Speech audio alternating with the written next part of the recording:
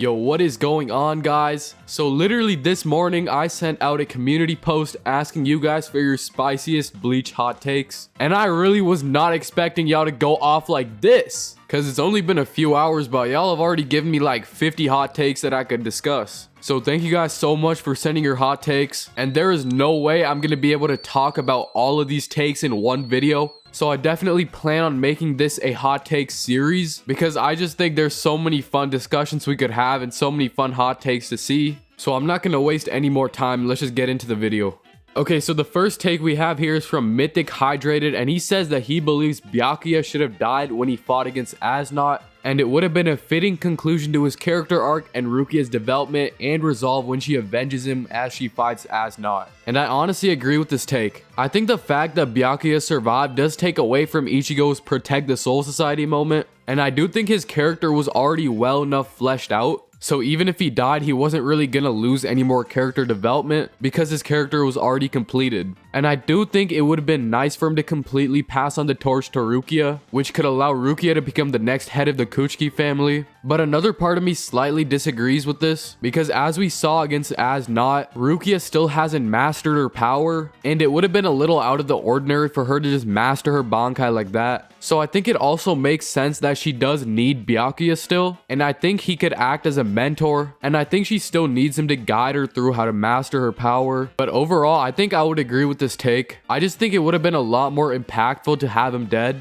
But I can also understand the point of view of people who wanted him to stay alive, especially for Rukia in the future. So overall, a good take in my opinion. So the next take is from Nolava0y7 because 0. Yes, first of all, what the hell is that name? And they say that every arc after is better than the Soul Society arc. And already I can just sense that this is a hot take for sure, because I know that me and a lot of people who watch Bleach have the Soul Society arc as their #1 arc. So immediately I just know a lot of people are going to disagree with this. And if we are including every arc after the Soul Society, we do include Fullbringer. And don't get me wrong, I really love the Fullbringer arc, but I definitely wouldn't say that it's better than the Soul Society arc. So I would definitely disagree with the take if we're thinking about that. But if you are talking about the overall story of Bleach after the Soul Society, of course I would agree with this take, because I can definitely appreciate that the Soul Society was basically the build-up for the future arcs. You know, of course getting left off with that big cliffhanger with Aizen, so you could really think of it as a prelude for the upcoming arcs. And then I would agree with the take, but since we are going strictly arc to arc, I do not think that every arc after the Soul Society is better than it. And again, I may be biased because the Soul Society does hold a special place in my heart, and it is my favorite arc in anime. So overall, I think I would disagree with this take. Alright, so the next take is from Zenesis,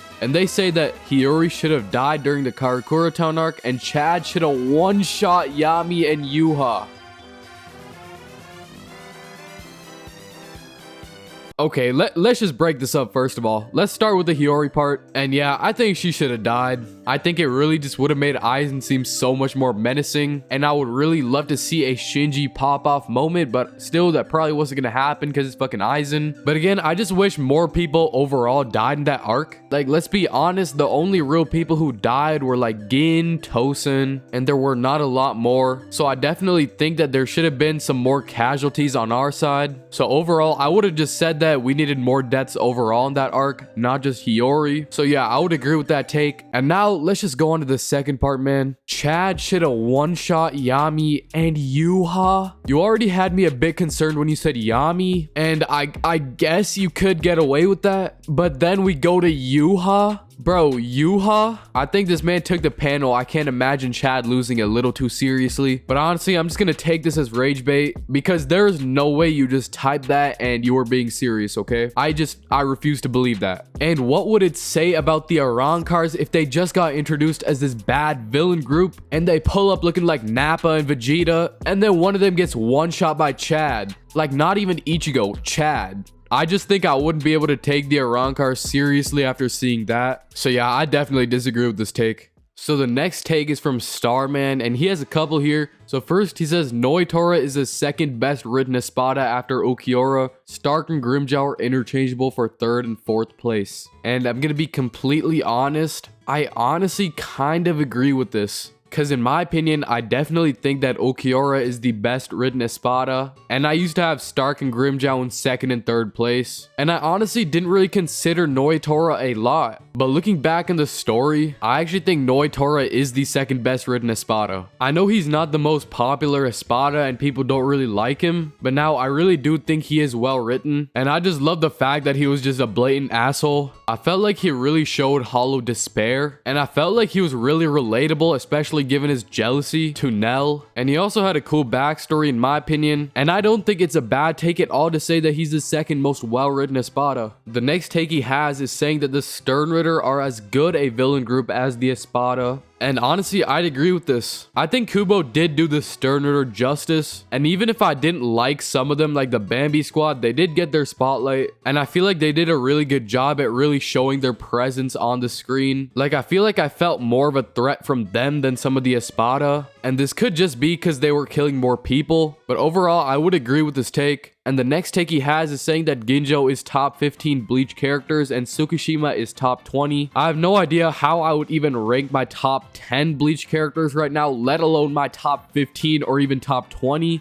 But Ginjo and Tsukishima are honestly some of my favorite characters from Bleach. And in my opinion, I did like Tsukishima more. I just thought he was so cool, bro, especially his power. So I definitely wouldn't be mad at people putting them in their top 20. Then he also says that Zaraki is one of the best written characters in the story and is much more than just an aura merchant. And this is definitely true. Zaraki has so much more character to him than just aura farming. Everything from his dynamic to Unohana, to him subtly revealing more and more of his Zanpakuto. And I know a lot of people think of him as a one-dimensional character who's just badass and just loves fighting. But honestly, the way I look at his fights, it seems like he fights so he can connect with others and not only understand them, but also so that others can understand him. He honestly just wants someone he can have a personal connection with, which is why he was so sad when he killed Unohana. His close death battles were really when he felt the true essence of joy. So I really relate his character to relationships, and after he kills Unohana, he is removed from all the restrictions that bound him, and he finally overcomes his fear of death and actually accepts himself as shown with him finally learning the name of his Zanpakuto. And of course, this isn't genius character writing, like there's so many well-written characters in Bleach who surpass Kenpachi, but I just feel like people often overlook his character and just see him as someone who likes to fight. So I definitely agree with this take. And the final take we have is that Aizen is a loser, but that makes his character better. And I also agree with this, so I don't even know if this should be named the hot take video or if this should be called the valid takes video, because this is a great take. Because the fact that Aizen is a loser despite his godlike power, intelligence, and planning, the fact that he still fails shows that he's another guy who can't escape the cycle of ambition and downfall. And this failure makes him a better character because it humanizes him. He's not just an overpowered villain, he's someone who needs to be above others to feel validated, which could also be a reason that Ichigo felt loneliness seeping out of his Zanpakuto. And the fact that his entire philosophy is about rejecting stagnation and controlling his destiny, but he ironically falls victim to his own arrogance. And even after losing, he's still compelling. He doesn't fade into irrelevance, he adapts. So yeah, Aizen being a loser honestly just adds depth to his character and makes him more than just a final boss. It honestly just makes him so much more interesting. And I definitely agree with this take. So yeah, that's it for the hot takes in this video. I'm definitely going to make this a series, and this series could honestly have like 20 parts in it. You guys went crazy in the community post, so again, thank you so much, and thank you for all the support I've been getting lately. And if you enjoyed this video, please make sure to drop a sub, a like, a share, you know, all that good YouTuber stuff. And other than that, yeah guys, I'm out. Have a blessed day.